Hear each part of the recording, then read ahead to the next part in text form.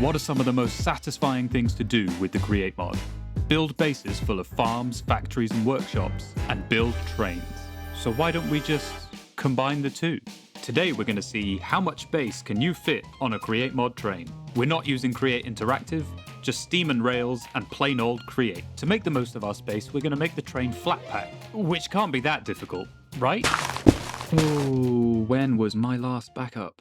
The goals for today's video are to make a train that will work in survival, produces some of the basic resources necessary for Create, and can be turned from a train to a base and back without leaving the train. And maybe let's try and make it look cool too. Time for a terrible paint drawing. Here we have our train. The first two carriages I want to be a workshop, basic processing, and more complicated machinery.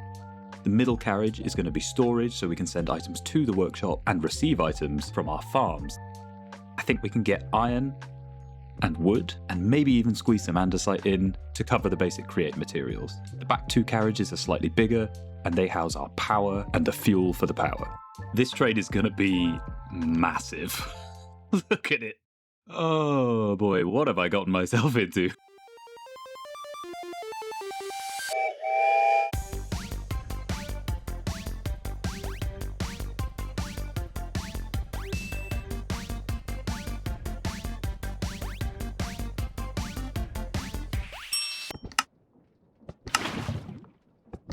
I could do this all day. This is our fuel cart. It's a bunch of lava generators, dripstone lava generators. It's 14, which should be enough to power our 4 blaze burners. We've got a big boiler here, but we are only putting 4 blaze burners on, so it's only going to be a level 4 boiler. Oops. Let's just plug that up for now. We're getting 65,280 stress units. We have our windmill, which is just here to power these pumps at the back. We're dispensing all of the liquids using dispensers. Liquids do not work on contraptions. They get left behind, which leads to some mess. Oh, I forgot the dispensers. Oh dear. But yeah, this is our power generation. We're generating tons of power. We've got loads of fuel. Now we just need to work out how to run this power all the way along the train. I'm going to start thinking about a way that these 5 main carriages can unfold. Okay, so it's a big box right now. It's not very much to look at. However, if we go inside, it's a little different. It's got a really ugly floor. Our power, which runs through and around, it has to go around the bogies, comes up the middle and around again and then back out the other side.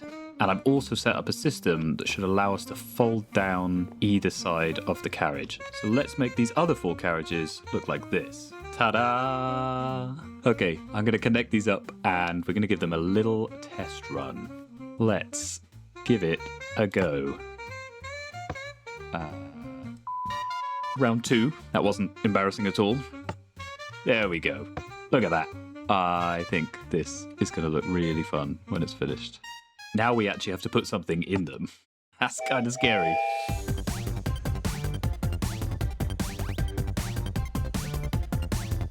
Don't mind me, just burning to death in my new cobblestone generator. The iron farm is done. It's working, and we're also producing andesite over there. When the cobblestone breaks, it drops into these millstones below and gets ground into gravel. Now, I didn't know this, but a mechanical arm will actually take the product out of a mill. I guess it works a little bit like a furnace, as opposed to a basin where it will take even the raw ingredients as you're throwing them in. So we have a mechanical arm down here that's taking the gravel out of the mills. It's putting it in this barrel, and then that gets put on this depot to get washed. There's another mechanical arm down here. That separates the flint and the iron nuggets. Iron nuggets go here onto a weighted ejector that then goes to a weighted ejector there that goes to our storage. The flint goes on, you guessed it, another weighted ejector, which goes to another weighted ejector, which goes into our basin.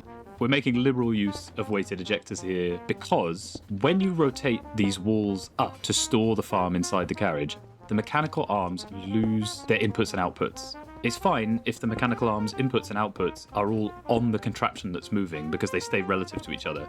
The weighted ejectors, however, don't work like this, so they're really good for passing things from one side to the other. I just want to talk about how this carriage folding up is actually creating loads of extra space for us. If you look on this side, we've got this weighted ejector here. It's getting past gravel and it's flinging it into the basin, but that weighted ejector is also sitting in this gap. We would have a much harder time getting all of that stuff in this space on this side. So I'm wondering if we can do the same on this side and move all of this stuff over there and just have a weighted ejector throwing gravel across.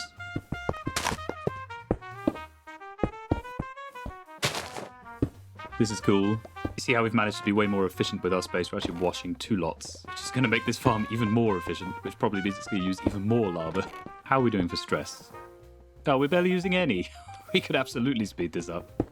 I think what I'm going to do is put a vault over here and we'll stick a chute on top. We should start collecting our andesite and our iron. Once I've glued this all together, it's time to work on a wood farm. Boy, do I think it's going to be tough.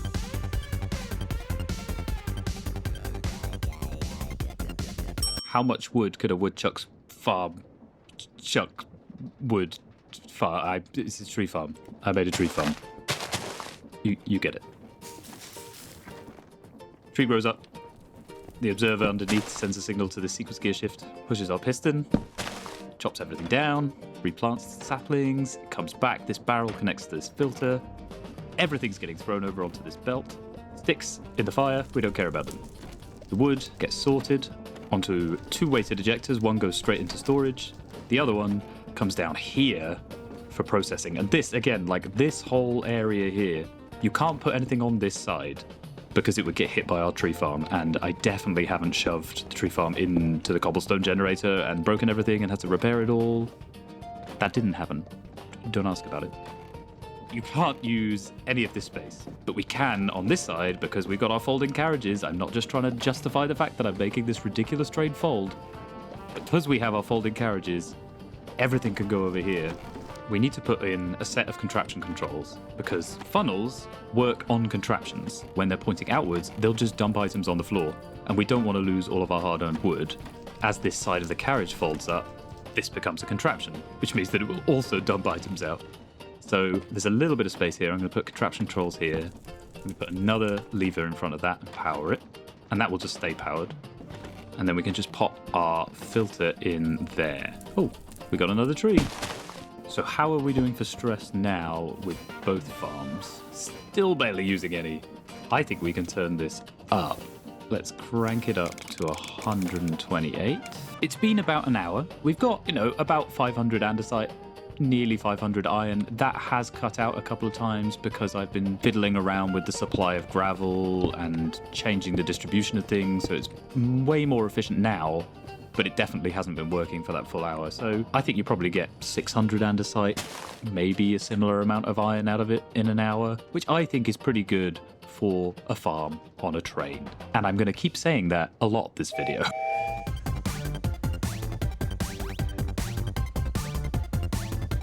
Now, don't get me wrong, I've been enjoying figuring out the puzzle of these wacky folding farms, but boy am I glad that this storage car was nice and easy. It's pretty much just a big vault. I've actually taken a block off each end of it being a max size vault just because I like that you can kind of walk around the vault, come down these steps, and hop back up the other side and carry on going down the train. We have a packager attached to the vault and another weighted ejector, and that will be throwing materials from the vault to our workshop. I've also managed to squeeze 3 threshold switches. Wow, say that 3 times fast.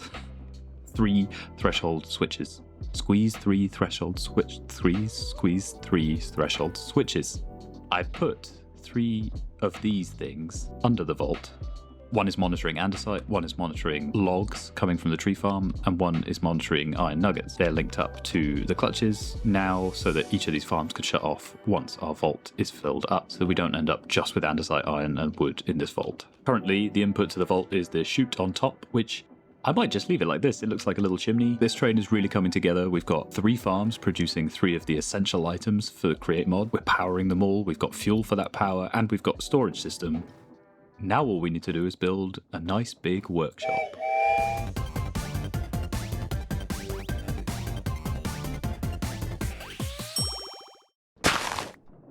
Oh. We have a workshop. In this first car, we have all the kind of standard stuff you need for Create Mod recipes. We've got presses for making sheets, a press for compacting, a deployer for sanding. We have mixers with water and without. I am super jazzed that I managed to fit this in.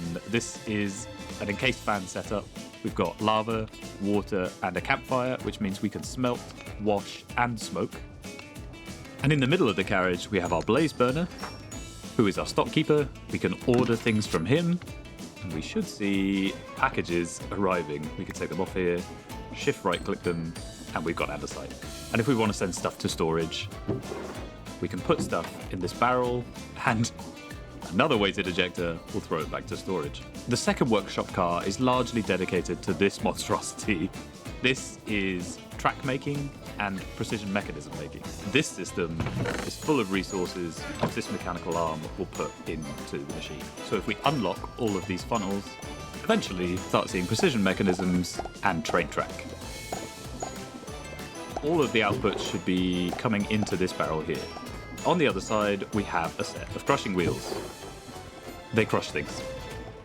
Let me know if you think I've missed anything that could be going on this workshop. Now we can finally make this train actually look like a train.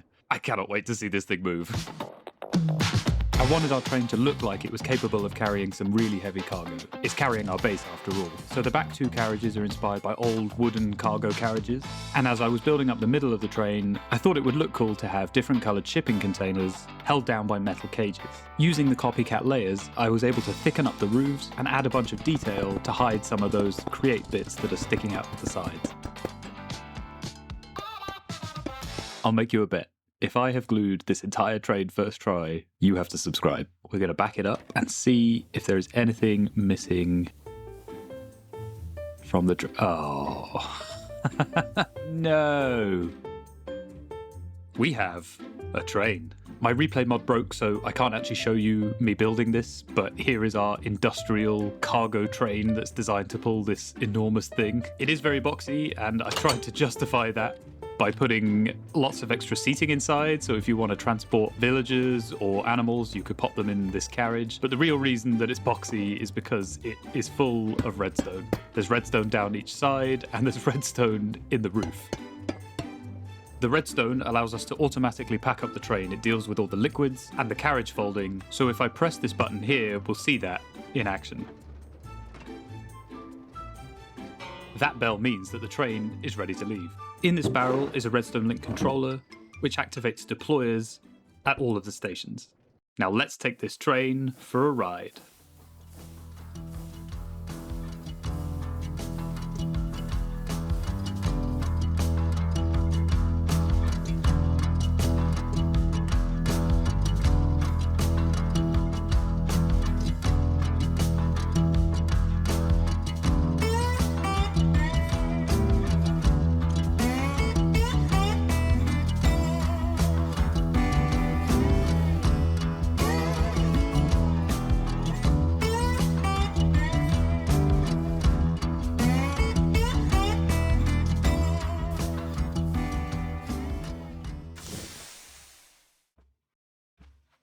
Hello!